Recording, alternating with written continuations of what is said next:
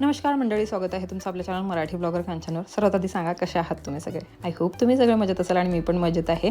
आता इथे पोहे बनवलेले आहेत ब्रेकफास्टसाठी आणि यांना ब्रेकफास्ट देऊन देते. आमच्याकडे जास्तीत जास्त म्हणजे माझ्याकडे तुम्हाला माहिती असेल, जे जुने सबस्क्रायबर्स आहेत त्यांना तर माहितीच आहे, जास्तीत जास्त ब्रेकफास्टमध्ये पोहे बनतात आणि यांना म्हणजे यांचे फेवरेट आहे माझ्या हातचे पोहे.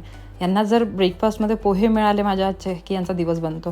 यांना आणि यांची एक जिद्द असते की मी त्यांच्यासोबत करायला पाहिजे ब्रेकफास्ट. ते रोज मला म्हणतात तू पण कर. पण मग काय होतं की यार इतक्या सकाळी सकाळी मला भूक नाही लागत आणि खूप कमी अशा लेडीज असतील त्या इतक्या सकाळी ब्रेकफास्ट करत असतील, म्हणजे 9 वाजता तर मला नाही लागत यार भूक. मी यांच्यासोबत चहा घेते 9 वाजता आणि बस माझं नंतर मग मी ब्रेकफास्ट खूप लेट करते. मी ब्रेकफास्ट आणि करायचं असलं तर करते, नाही तर मग डायरेक्ट जेवण असते, लंच असते आपलं. आता यांचा ब्रेकफास्ट झाला की आम्ही दोघंजणं चहा घेऊ आणि नंतर मग हे निघतील ड्युटी जाण्यासाठी.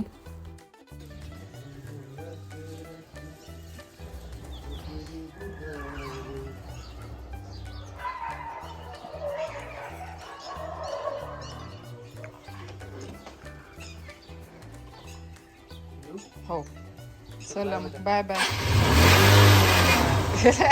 बाय. हां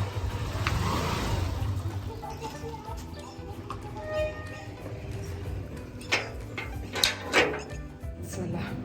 ॲक्च्युली जो पप्पांचा कुर्ता होता ना तो त्यांना खूप लूज झाला होता.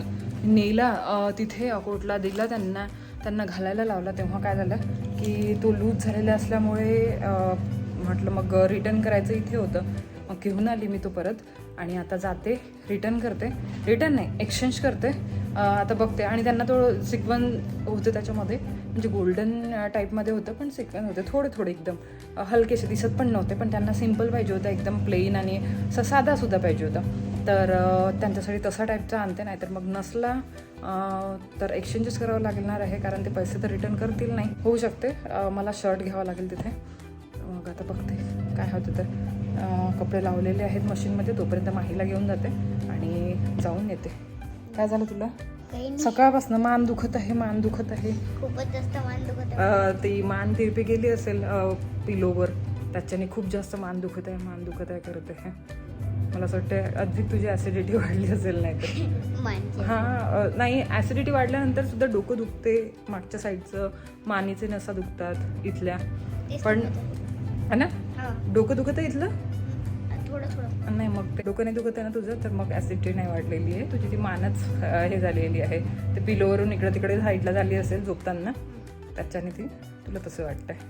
चला मग आता जाऊन येते लवकर आणि मग भेटू तिकडनं आल्यानंतर.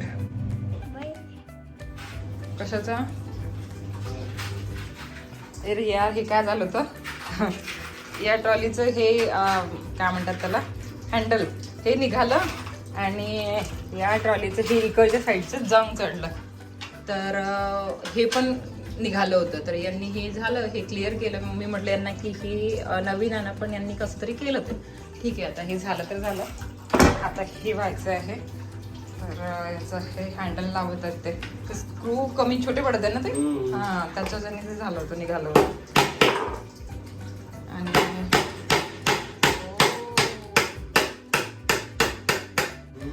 झाडू जेव्हा मारतो ना आपण त्यावेळेला ट्रॉलीच्या आतमध्ये धूळ चालली जाते. ठीक आहे, चांगलं गेलं. नळ जर रिपेअर करायचे असले तर आमच्या घरचाच प्लंबर आहे आणि ट्रॉल्या रिपेअर करायचं असलं तर आमच्या घरचाच कार्पेंटर आहे. आणखी काय काय आहे, इलेक्ट्रिशियन पण घरचाच आहे. किती मल्टी टॅलेंटेड माणूस आहे. How lucky I am, multi talented माणूस मिळाला मला. असं गोड असं त्या दिवशी मी एक रील बघितली होती की मुलींना असे माणसं किंवा मुलं आवडतात ते ऑलराऊंडर पाहिजे, ते सगळं काही करू शकतील. म्हणजे घरात प्लंबरचं काम, घरात इलेक्ट्रिशियनचं काम, हे जास्त झालं नाही. त्या दिवशी यांच्या फ्रेंडचा कॉल आला त्या दिवाळीच्या साफसफाई जेव्हा मी काढली होती त्यावेळेची गोष्ट. यांच्या फ्रेंडचा एका कॉल आला, काय करत रे म्हणे तू. हे काय म्हणतात, अरे मी भांडे घासत आहे म्हणे, माझी बायको मला भांडे घासायला माझी बायको मी तिकडनं ऐकत आहे म्हटलं, मी ऐकत आहे म्हटलं. तुझं कसं चालू आहे? तो म्हणजे माझं बोलत दिवाळीच्या पिरियड मध्ये बायका भांडे घासायला लावतात नवऱ्यांना. हे साफसफाई पर्यंत ठीक होतं, पण भांडे घास ना. एवढं करा. अरे एवढं त्रास होते. अरे पण त्रास होते, पण तुम्ही काय सांगत आहे मित्राला भांडे घासत, तेव्हा मित्र पण म्हणतोय हो मी पण माझं तर भांडे घासत. तो पण यांच्यासारखं भारी. आणि वास्तविक पाहता ते काय सगळं काहीतरी काम करत होते. हा वरचं हे हा बरोबर आहे, हे आतमधलं क्लीन करत होते त्यावेळेची गोष्ट. मला त्याला म्हणतात भांडे घासत आहो मी. चला ते ड्युटी असले तर थोडं टाइमपास करतो ना. घरी गेल्यानंतर भरपूर काम करायला लागत. मी त्यांना म्हणजे थोडं वर करून सांगतो. हा मी भांडे घासतो,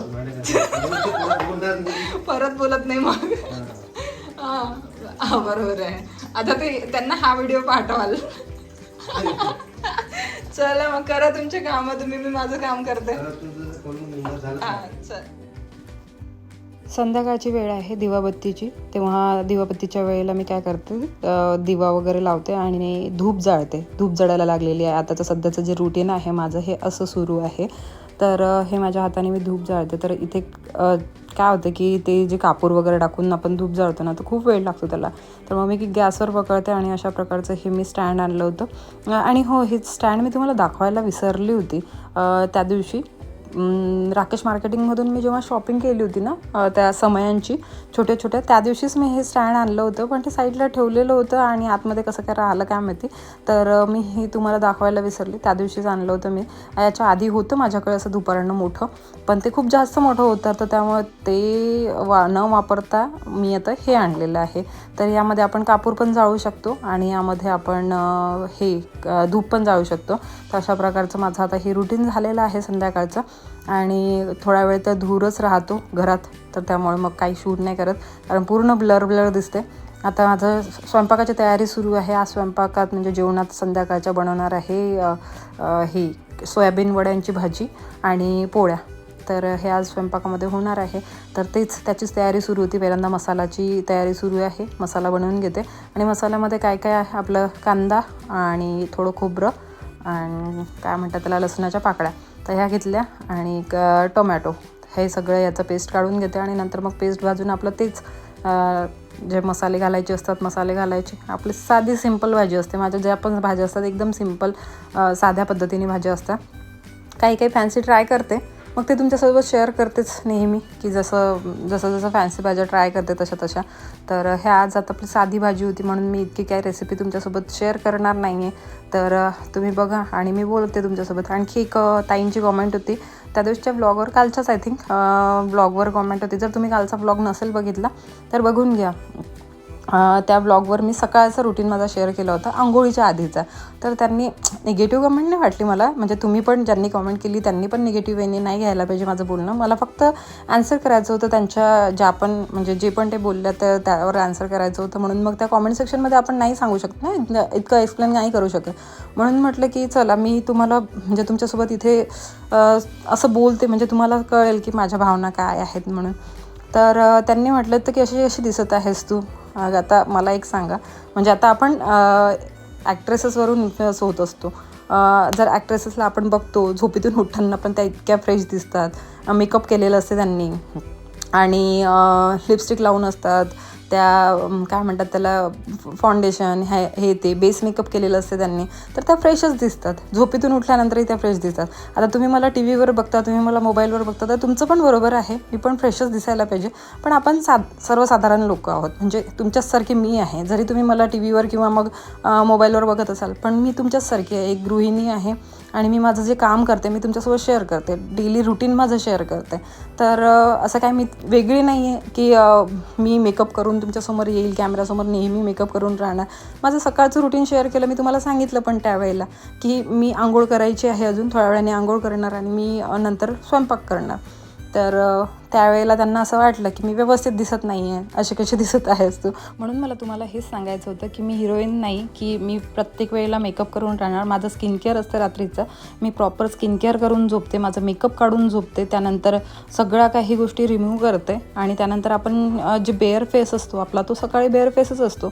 आपल्याला म्हणजे माझ्या फेसवर काहीच मेकअप नसते, स्किन केअर पण केलेलं नसते सकाळी कधी कधी पूर्ण असं, म्हणजे जे आपलं मी सकाळचं जे स्किन केअर आहे ते पण नसते केलेलं. कधी कधी मी आंघोळ केल्यानंतरच डायरेक्ट स्किन केअर करते, फक्त फेस वॉश केलेला असतो झोपेतून उठल्यानंतर आणि मी तशीच कॅमेरासमोर येते. मला त्यात काही वाटत नाही, कारण जे रुटीन आहे माझं, जशी मी राहते घरी मी तसे तुमच्यासोबत शेअर करते. मला त्यामध्ये काही फेक दाखवायचं नसते.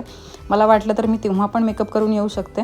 आणि मेकअप कशाला म्हणतात आणखी हे पण सांगते. जसं आता खूप जणांना असं वाटते की यार मेकअप म्हणजे लिपस्टिक आणि सगळ्या गोष्टी लावल्या म्हणजे मेकअप होतं. मेकअप याला नाही म्हणत. मेकअप हे बेस मेकअप म्हणजे फाउंडेशन वगैरे जर तुम्ही लावलं तर त्याला मेकअप. मी डेली पण मेकअप करत नाही, म्हणजे जे तुमच्यासमोर येते मी व्यवस्थित फ्रेश होऊन तेव्हा पण मी मेकअप नाही करत.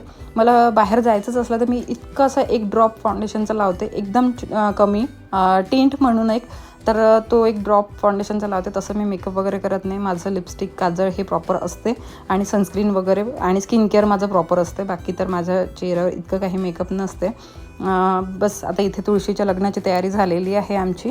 माझा स्वयंपाक मी करून घेतला, तुळशीच्या लग्नाची तयारी केली, नंतर आम्ही चौघांनी मिळून तुळशीचं लग्न केलं आणि नंतर मग सगळ्यांनी मिळून फटाके फोडले. मुलांना फटाक्यांची खूप आवड आहे. माझ्या मुलांनी फटाके फोडले आणि त्यानंतर मुलांच्या सोबत मुलांचे वडील पण, मग ते पण मागे नाही राहत, मुलांच्यासोबत खूप मस्ती करतात. फटाके तर त्यांना पण आवडतात उडवायला, तर ते पण फटाके फोडतात. आणि फक्त माझं असते, मला लहानपणी खूप आवडायचे फटाके फोडायला. जसं जसं वय होत गेलं मग तसं तसं माझं ह्या फटाक्यांमधला इंटरेस्ट कमी होत गेला. तर असं झालेलं आहे. चला मग आता हे लोक फटाके फोडतील आणि मग आम्ही जेवण वगैरे करू.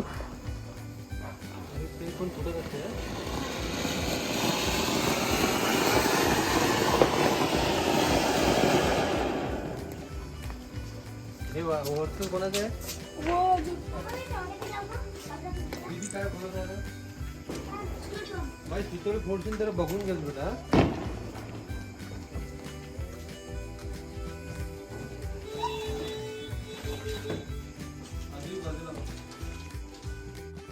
आणि हो सॉरी ज्यांनी कॉमेंट केली होती त्यांनी निगेटिव्ह कॉमेंट नव्हती केली ती, पण मला एक्सप्लेन करायचं होतं त्यावर, म्हणजे मला माझं मत मांडायचं होतं, तर ते मी मांडलं. आणि तुम्हाला जर मी बोललेलं काही बरोबर वाटलं असेल तर मला कॉमेंट सेक्शनमध्ये नक्की कळवा. चला मग भेटते नवीन छानशा व्हिडिओमध्ये. Till then bye bye, take care आणि लव्ह यू ऑल, बाय.